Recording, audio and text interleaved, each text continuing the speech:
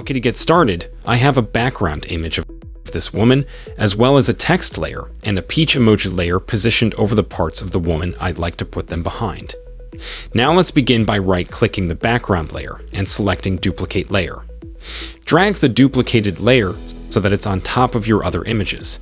Then select the Quick Selection tool or the selection tool of your choice from the toolbar and drag to select the object from the background you'd like to put your other objects behind. You don't have to select the entire object, just the parts that the text will be behind, but it's okay if you do more.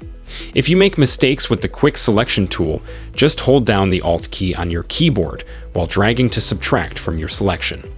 Okay, once you're satisfied with your selection, go up to Layer Mask Reveal Selection. I think this looks okay, but we should touch it up by double-clicking the black and white layer mask that was just automatically added to your duplicated background. In this panel, the first thing you might want to do is increase the radius. This will broaden the overall selection and get rid of many of the jagged edges.